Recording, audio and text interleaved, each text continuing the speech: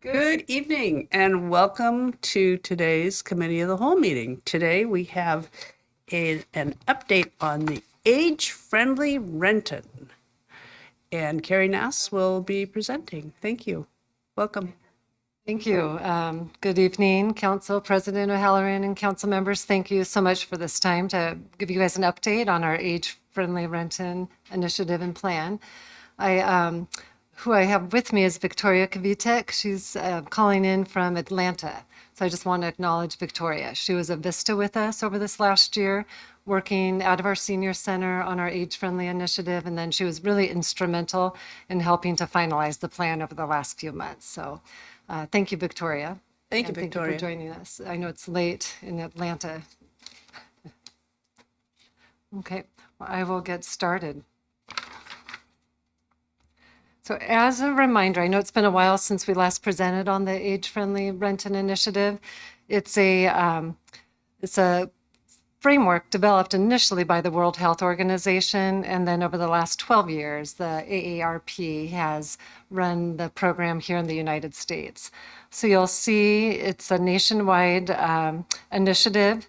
Many cities, actually there's 189 age-friendly cities in the United States right now. And 10 states as well. Washington State is looking at becoming an age-friendly state, but has not quite yet. And then again, as a reminder, there are 8 domains in an age-friendly city that are listed right here: housing, social participation, respect and inclusion, civic participation and employment, communication and information, community support and health services, outdoor spaces and buildings, and transportation. I should point out too, in the packet that you guys received, we don't have it up on the screen right now, but it's our age-friendly action plan. So the presentation I'm giving is just a summary of kind of a compilation of how we landed on this. And then you also have that at your fingertips as well. So the Age-Friendly Renton Initiative, it's an interdepartmental citywide initiative. The true meaning of it is to really embrace aging with dignity. We're all aging on a daily basis. We have our parents, our grandparents, a lot of seniors in the community. So we're doing this to really look at our resources, our programs, our support structures, our policies, to see how we can really help everyone age well. We intend to improve quality of life, and we do that through structural and social changes and enhanced programs and resources. So we want to kind of look at the data first before we dive into what the findings were with our age-friendly Renton assessment. And we decided, I want to thank Aaron Raymond, our GIS specialist. He helped pull a lot of this data together for me. We also have it for age 55 plus, but we opted to go for 65 plus because that's kind of the norm for what age-friendly cities look at. One slide that didn't make it in this slide deck that I want to pull out for you guys, it is in your plan, is on page 5. So we'll look at that in a second. But as you can see, as of 2022, 11.5% of our population here in Renton are individuals 65 and older. So that's 12,403 individuals. That number is expected to double over the next few years as we continue living longer and people are aging. So that, again, was one of the impetuses for getting this initiative underway. The graph, and I apologize that did not make it in the slide deck, is the race. So I'll kind of walk it through it with you, but it's on page 5 of the action plan. So 62% of individuals 65 and plus are white, 25.7% are Asian, 7.4% are African American, and 3.7% are Hispanic or Latino, just as a snapshot. So that was surprising to me, a fairly diverse older population, more than I would have thought. And you'll see on the lower bottom right, the graph we have here on language spoken at home for those 65 and plus, 30.4% speak in a language other than English. So it really speaks to, we'll talk about that in a little bit, about communication and getting information out in the correct languages for our older adults. Some other interesting data points, 18.2% of those 65 and older are still in the workforce. 78% are living either alone or with their spouse. 13.8% are living with their parent. So the aging, older adults helping, the very old, I would say. Let's see. Responsibility for grandchildren. So 7% are living with their grandchildren, and 1.6% are responsible for being the main caretaker for their grandchildren. Educational attainment, just a little snapshot here, less than a high school degree, that comprises 12.7%, bachelor's degree or higher, 26%. Disability status, this is a very important and interesting statistic as well. So 40.5% are living with some type of a disability. When you look at housing costs, we're usually looking at that 30% or more. We want to ideally make it 30% or less for individuals. But for seniors 65 and plus, 31.3% are paying 30% or more if they own a home, but it's drastically higher if they're renting. 44.9% are paying more than 30% of their income for rent. And then the last slide that we decided statistic to pull out is the marital status. So 48.9% married, and quite a few widowed and divorced, as you can see, and then 8.5% never married, so assuming living on their own.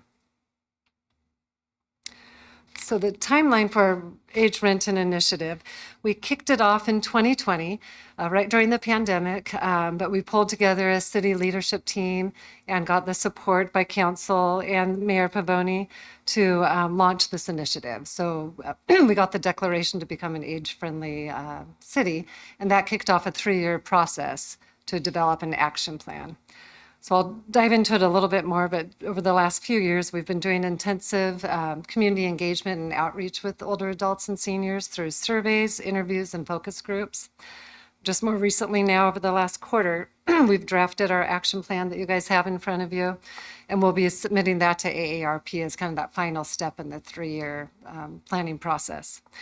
And then this spring through end of 2025, that'll bring us into our implementation phase 1. So I'll be talking a little bit about what we'll be doing during that phase.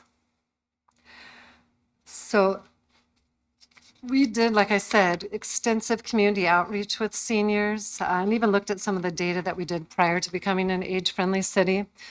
As you may or may not remember, we worked with our seniors, ambassadors, and key informants throughout the senior center community, and did extensive outreach and interviews with them, with diverse seniors from the Spanish, Vietnamese, African American, and Hispanic community in 2018 and 2019. So we reviewed that data to help inform this plan.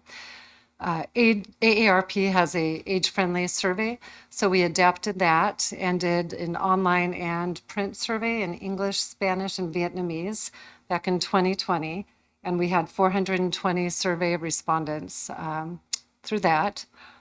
Our next phase of this assessment, we did city staff interviews. So we did interviews with 37 city staff members in all departments, really asking questions, looking at all domains to see what we have currently in place at the city of Renton, and then where are some gaps or opportunities to help fill those needs. We did some additional focus group and outreach interviews with diverse seniors out of our senior center this last year in 2022. And then with the help again of with our GIS specialists, we did a deep dive into the data to look at who the seniors are. We have again that data 55 plus, but we decided to go with the 65 plus. So some recurring themes that came about from all of those assessments fall into 2 categories: communications and community support inclusivity. So one of the low-hanging fruit, and that's a theme in our plan, is communications. We have quite a few resources out there, so really identifying the best communication venues and outlets to get that information out to seniors about available programs and resources. So that'll be a big focus of ours over the next year.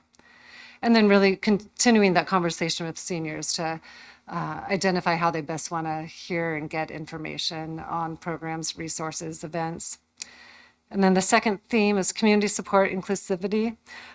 So ensuring on an ongoing basis that we're looking at all seniors and whether they live in housing or with their kids or with their parents, seniors that may not speak English, and just making sure that we have staff and we have resources there available to support their needs as they age.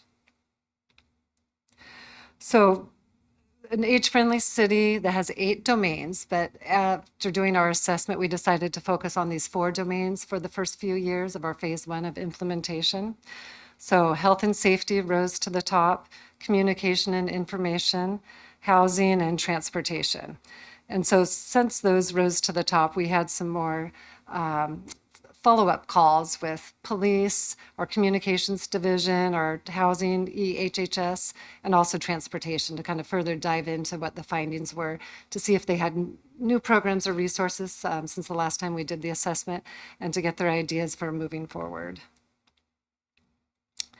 This is just a snapshot, and this is in your plan as well, of some of our existing age-friendly features in Renton, broken down by those 4 domains, housing and transportation. You can see, and I won't read through those. But it was really gratifying, actually, to go through all of this to see that we do have a lot in place. It's just about putting it into action and making seniors aware of it. And these are the features we have in Renton for health and safety and communications.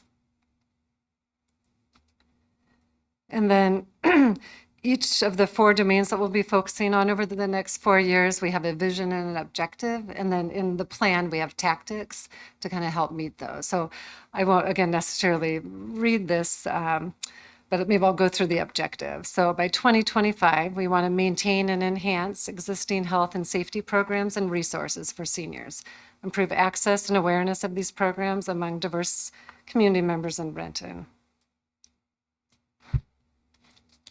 And so an example of one of those tactics that we'll be taking for health and safety would be to maintain the diversity of health and safety related programs and offerings we have at our Dawn Person Renton Senior Activity Center and advertise these programs widely. It's just one example. So communication and information. So our objective is information about services, resources, and programming is available in multiple formats, various languages, and can be accessed in an efficient and equitable manner. So one tactic that we'll be continuing to do is to plan and implement our annual Age-Friendly Resource Expo, to have an in-person venue where seniors and their caregivers can come to access our resources. So housing, 2025 objective, increase awareness and use of existing programs such as utility assistance, minor home repairs, safe and healthy housing, and other housing resources by older adults to help seniors age in place. An example of one of those tactics would be more recently, actually, this last January, we partnered with Age Friendly Seattle and King County Healthy Aging Department and hosted a age-friendly housing forum at our senior center. And so we're on a work group to kind of further work on some initiatives with them to further resources for seniors. And then last but not least is transportation. So 2025 objective, increase awareness and use of existing transportation assistance programs available in Renton and King County for older adults.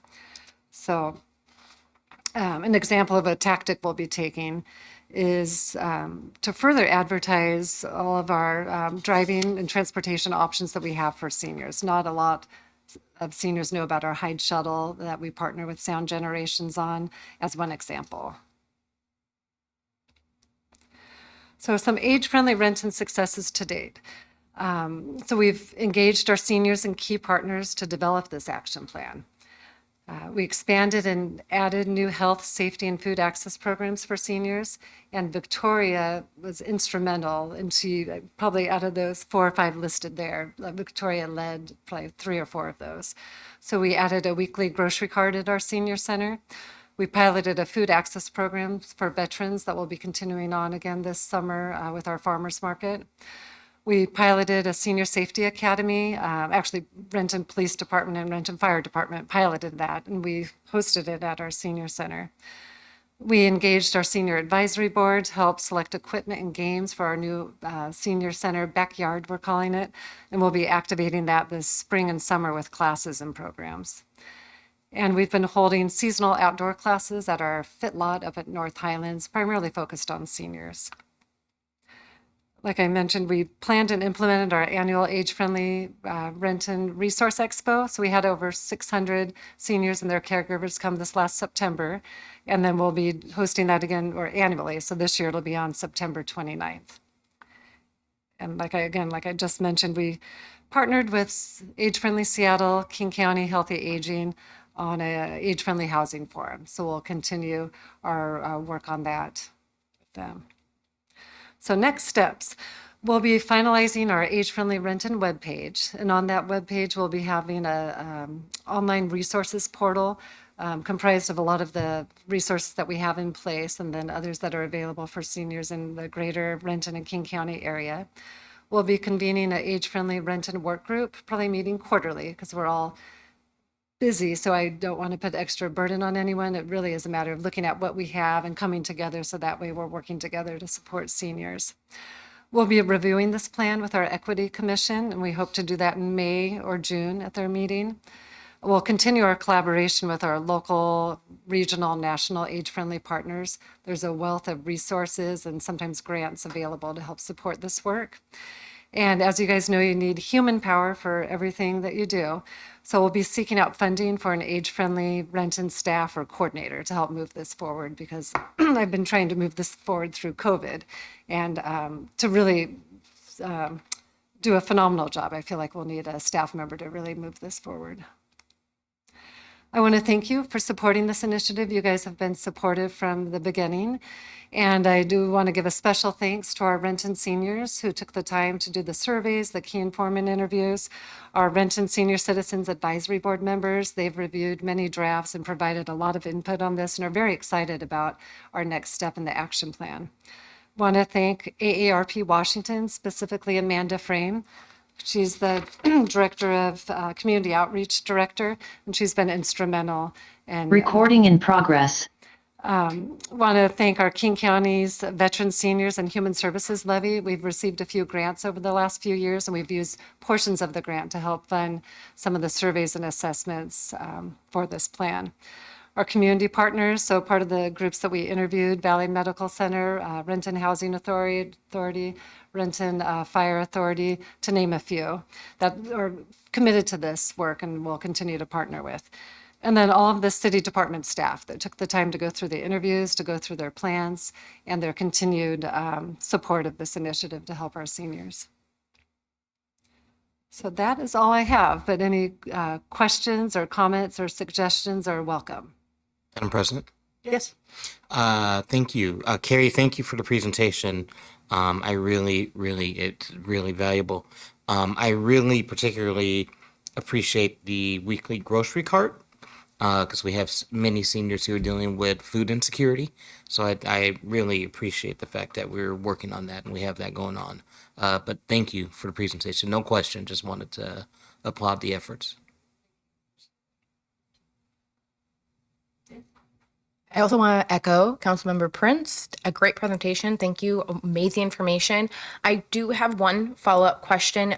In terms of demographics, do we know how many seniors are renters versus homeowners? I really do appreciate the cost burden or the little cost analysis that was presented. Yeah. But in terms of like how many are renters and how many are homeowners?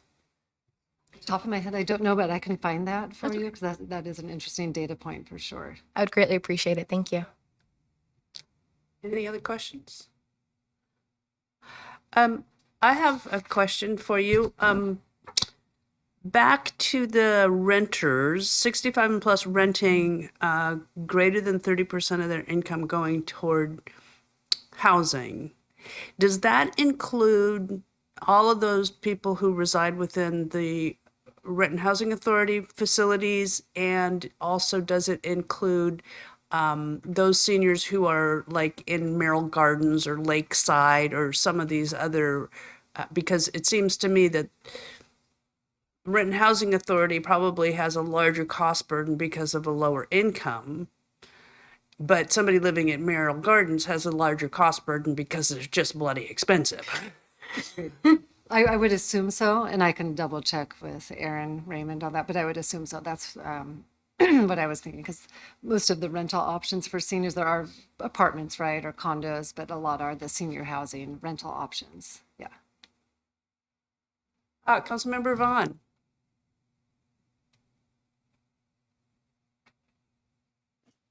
Yeah, thank you, Council President. I think Victoria raised her hand first. You want to go ahead, Victoria? Oh, thank you. I was just going to speak to that question about renters. Those are statistics pulled from the 2020 census. So it's, about 30% of anyone who responded to the census who's over 65 is paying over 30% in rental fees. So it would be interesting to think about how we could get a finer breakdown in that, but it's census data. Thank you very much, Victoria.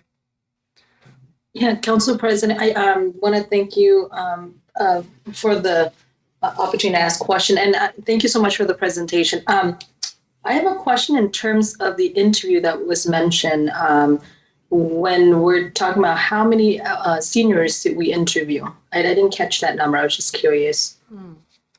And of those, go ahead. Yeah. Off the top of my head, I don't want to misspeak. I think we have it in the appendix of our plan. So we had 2 different interview time periods.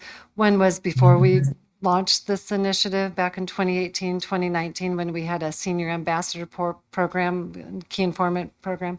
So that's one group, and I don't have that number memorized. And then we also did some follow-up after we did the AARP survey. We did some follow-up interviews with Hispanic, African-American, and Vietnamese and veteran seniors. And those were smaller kind of focus group interviews because we didn't hear from a lot of them through the survey. So I can give you those 2 numbers. But that was a smaller group, I want to say 20 to 30, that second round. Maybe 5 to 6 in each group.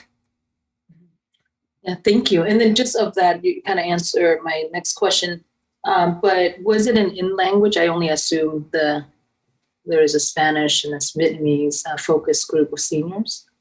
Yes, so interpreters were used. Oh, yes. Great. Thank you. Yes, sir. Yes, thank you.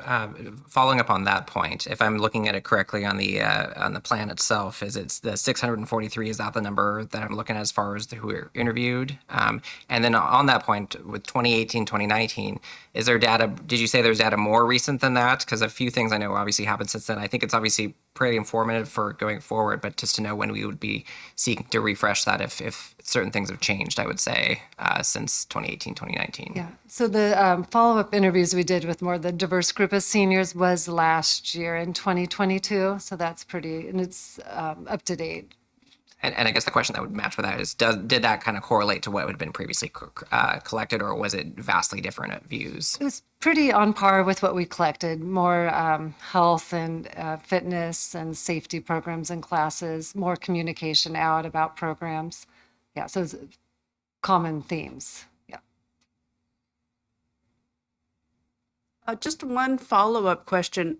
Other than the designation of an age-friendly city, what benefit obviously there's a huge benefit to those seniors, but what benefit is there to the city to be an age-friendly city? Do we attract certain businesses that we're not attracting now, or is there, what do we get out of it? Yeah.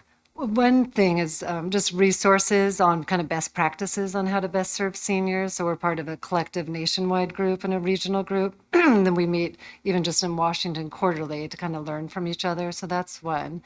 Potential for grant opportunities. AARP has some age-friendly specific grant opportunities we could apply for. And I believe you do have to be an age-friendly city to access those. Yeah. And for instance, we were selected when we became an age-friendly city. We were selected as the only city in Washington state to have a fit lot. AARP for their 50th anniversary selected one city in each state to have an outdoor exercise called fit lot. So we were selected. So that was a nice gift in a sense as we became an age-friendly city.